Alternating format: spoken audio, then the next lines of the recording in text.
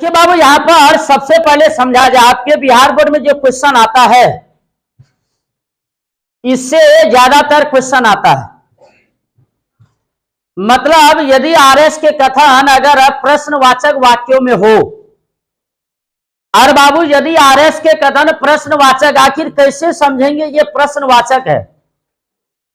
तो बाबू पिछले क्लास में आप लोगों ने टेंस में पढ़ा होगा कि यदि किसी भी वाक्य की शुरुआत सिर्फ अगर हेल्पिंग वर्ब से हो, यदि किसी भी वाक्यों की शुरुआत सिर्फ हेल्पिंग वर्ब से हो तो ऐसे वाक्यों को हम लोग इंट्रोगेटिव कहते हैं, अर्थात यस नो क्वेश्चन कहते हैं। और बाबू यह जो क्वेश्चन है आपके परीक्षा के लिए वेरी वेरी इंपॉर्टेंट क्वेश्चन है, क्योंकि मैं बतला दूं ये क्वेश्चन, इस टाइप का क्वेश्चन आपके बिहार बोर्ड में 12वीं कक्षा के लिए अवश्य आने वाला है। तो बाबू मैं बतला दूं यहां पर रूल क्या कहा जा रहा है, पहले समझा जाए। रूल यहां पर यह कहा जा रहा है कि यदि आरएस के कथन, यदि आरएस के वाक्य प्रश्नवाचक वाक्यों में हो तो इनडायरेक्ट नरेशन बनाने के लिए निम्न नियमों का आप प्रयोग करेंगे। पहले यहां पर क्वेश्चन समझा जाए। आपका यहां पर क्वेश्चन दिया हुआ है, he said to me can you sing this song. उसने मुझसे कहा क्या आप गाना, इस गाना को गा सकते हैं? तो यदि आरएस के वाक्यों की शुरुआत सिर्फ हेल्पिंग वर्ब से हो तो ऐसे वाक्यों को समझना चाहिए कि वो प्रश्नवाचक वाक्य है। तब क्या करेंगे? तो जब डायरेक्ट से अगर इनडायरेक्ट नरेशन बनाना हो, पहले फिर से समझा जाए, यदि आरएस के वाक्यों की शुरुआत अगर हेल्पिंग वर्ब से हो, सहायक क्रिया से हो, तब इनडायरेक्ट नरेशन बनाने के लिए क्या किया जाएगा? तो जैसा कि आप लोग जान रहे हैं कि आरएस के कथन की शुरुआत इंट्रोगेटिव से है, हेल्पिंग वर्ब से है, अर्थात इंट्रोगेटिव से है। तो इंट्रोगेटिव का मतलब होता है प्रश्न, और प्रश्न जब भी किया जाता है तो प्रश्न पूछा जाता है, और पूछना को इंग्लिश में कहते हैं आस्क। क्या कहते हैं? पूछना को अंग्रेजी में क्या कहते हैं? क्वेश्चन जब भी होती है तो वो पूछी जाती है, और पूछने के लिए हम लोग आस्क का प्रयोग करते हैं। किसका प्रयोग करते हैं? तो रूल कहता है कि यदि आरभी के बाद चाहे ऑब्जेक्ट हो कि ना हो, यदि आरभी के बाद, यदि आरभी के बाद ऑब्जेक्ट हो या ना हो, सेड को आस्क्ड में बदल दीजिए, से को आस्क में बदल दीजिए, और सेज को आस्क में बदल दीजिए। तो यहां पर हो जाएगा ही का ही, सेड का हो जाएगा आस्क्ड, मी का क्या हो जाएगा? मी। फिर से समझा जाए, यदि आरएस के वाक्यों की शुरुआत सिर्फ सहायक क्रिया से हो तो ऐसे वाक्यों को इंट्रोगेटिव वाक्य कहते हैं, प्रश्नवाचक वाक्य कहते हैं। तो इन डायरेक्ट नरेशन बनाने के लिए क्या किया जाएगा? सेड के बाद ऑब्जेक्ट रहे या ना रहे, लेकिन सेड को आस्क में बदल दीजिए। तो सेड को आस्क में बदल दिए, क्योंकि क्वेश्चन यहां पूछा जा रहा है, और पूछना के अंग्रेजी हो जाता आस्क, इसीलिए सेड को आस्क में बदलेंगे। और एक चीज मैं आप लोगों को बतला देना चाहता हूं कि इंट्रोगेटिव की शुरुआत भी आई से होती है। इंट्रोगेटिव की शुरुआत भी क्या चीज से होती है? आई से। इंट्रोगेटिव की शुरुआत भी आई से होती है, इसीलिए यहां पर याद रख लेना है कि आई वाला लेंगे, अर्थात इफ वाला लेंगे। क्या वाला लेंगे? क्या वाला लेंगे? इफ वाला। तो यहां पर डबल इन्वर्टेड कोमा के लिए क्या ले लेंगे? इफ ले लेंगे। डबल इन्वर्टेड कोमा के लिए क्या ले लेंगे? डबल इन्वर्टेड कोमा के लिए क्या ले लेंगे? इफ ले लेंगे। क्या ले लेंगे?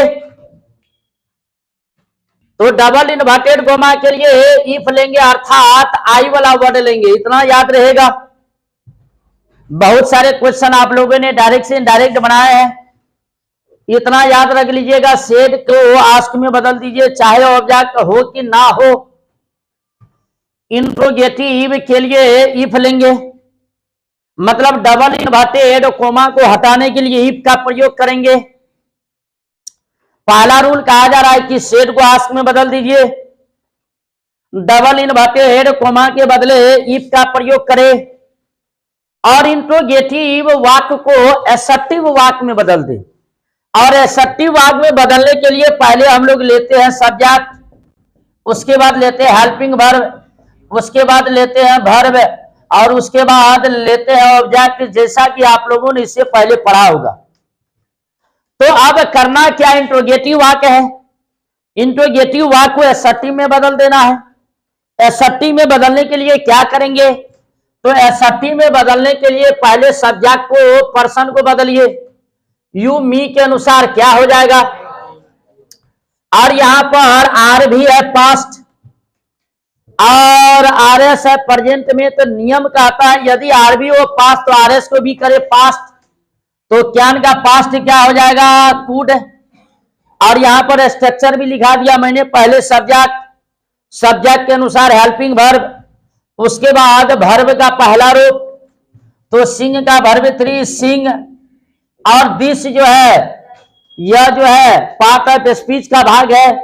तो पिछले क्लास में मैंने आप लोगों को लिखाया दिस को किस में बदलना है, दैट। सॉन्ग का क्या हो जाएगा, सॉन्ग।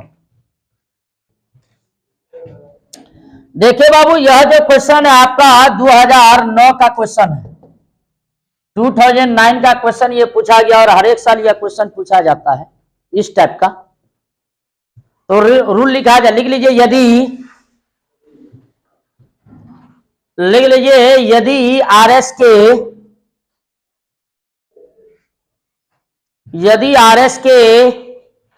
वाक्य,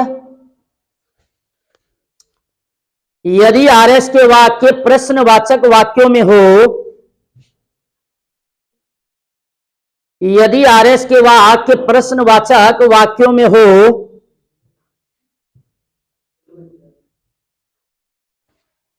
तो इनडायरेक्ट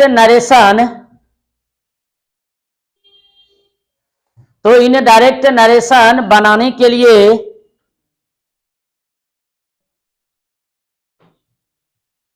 निम्न नियमों का प्रयोग करें।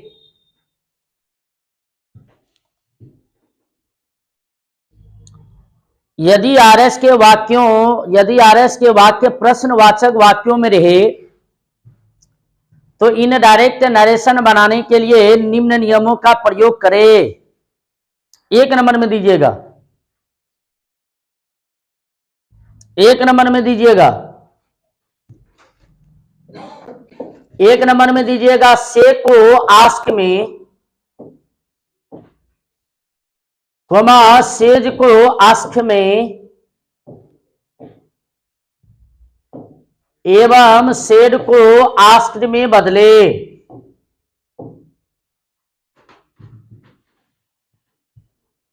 पहला लिख लीजिएगा, से को आस्क में,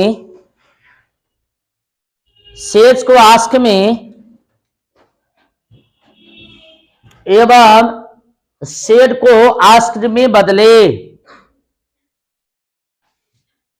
चाहे आरभी के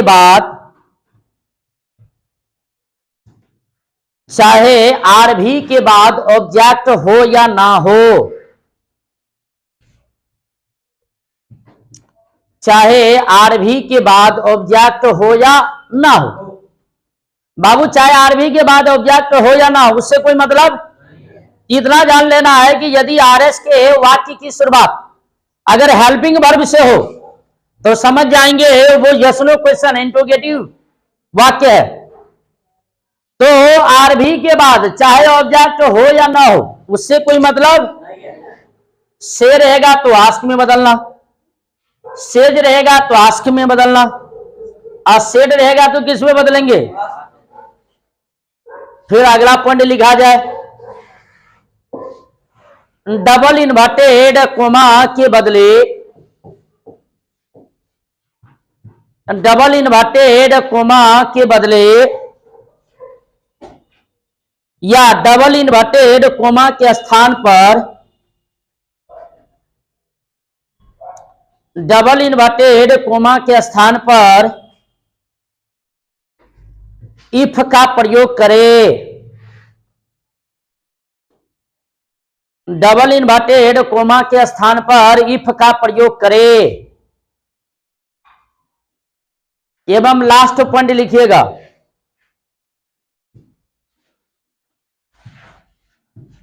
प्रश्नवाचक वाक्यों को, नेक्स्ट पॉइंट लिखिएगा बाबूरे, प्रश्नवाचक वाक्यों को सकारात्मक वाक्यों में बदल दे। सकारात्मक वाक्यों में बदल दे। प्रश्नवाचक वाक्यों को सकारात्मक वाक्यों में क्या कर दे बाबरे। आज जैसे यहां पर देखा जाए, जैसे रहेगा the old man said to me. देखिए अगला मैं ले रहा हूं, the old man said to me. जैसे रहेगा do you know me, do you know me. और बाबू ये 2012 में पूछा गया है, तो बाबू ये डायरेक्ट नरेशन और इसको बदलेंगे किससे बाबरे। आप देख लीजिए यहां पर समझा जाए कि यदि आरभी के बाद आरभी के बाद ऑब्जेक्ट हो या उससे कोई मतलब नहीं है, लेकिन आरएस के वाक्य इंट्रोगेटिव में है, तो सेड को आस्क में बदल दीजिए। द ओल्ड मैन का सेड का मी का डबल इन्वर्टेड कोमा के लिए क्या ले लेंगे, यू सेकेंड पर्सन मी के अनुसार क्या हो जाएगा।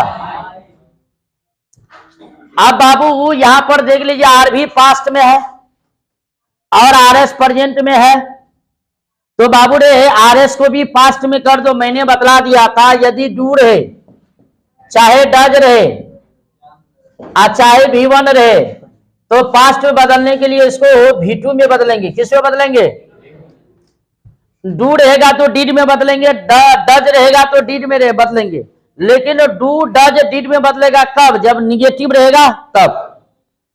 लेकिन यहां पर जैसा कि आप लोग जान रहे हैं कि सिंपल प्रेजेंट टेंस का आप स्ट्रक्चर जानते होंगे इंट्रोगेटिव का, कि मान लेते हैं इंट्रोगेटिव का रहेगा पहले डू या डज, उसके बाद रहेगा सब्जेक्ट, उसके बाद रहेगा V1, उसके बाद क्या रहेगा। लेकिन अब इसी को बदलना है एसर्टिव में, तो इसका स्ट्रक्चर आप लोग जानते होंगे सब्जेक्ट, क्या जानते होंगे, V1 या V5 प्लस क्या लेते होंगे, ये सिंपल प्रेजेंट टेंस का है। लेकिन ये जाएगा पास्ट में, किस में जाएगा, तो सब्जेक्ट क्या हो जाएगा बाबरे, तब इसका स्ट्रक्चर हो जाएगा सबसे पहले, उसके बाद वर्ब का कौन जरो, और उसके बाद क्यों, क्योंकि आर भी पास्ट में है और आरएस प्रेजेंट में है, तो आरएस को भी पास्ट में कर दो। तो यू मी के अनुसार आई और नो का वर्ब है टू, क्या हो जाएगा न्यू। अब मी कौन person, first person old man ही लेंगे, तो आई मी और ही हिम, तो यहां पर क्या हो जाएगा बाबूरे, और फुल स्टॉप का प्रयोग कर दीजिए।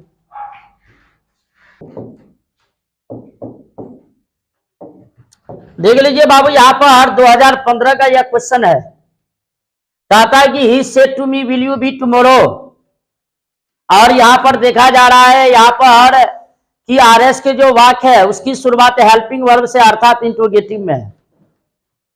तो जब डायरेक्ट से जब इनडायरेक्ट बनाइएगा तो सेड को आस्क में बदल दीजिएगा, ही का ही, सेड का क्या हो जाएगा मी का, उसके बाद क्या हो जाएगा डबल इन्वर्टेड कोमा के स्थान पर यू मी के अनुसार क्या हो जाएगा।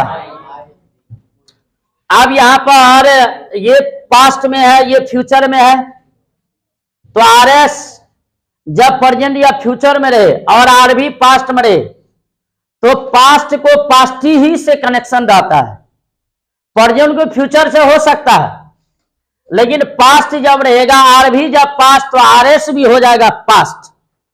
तो विल का क्या हो जाएगा? वुड। बी का टुमारो है, इसको बदल दीजिए द नेक्स्ट डे में।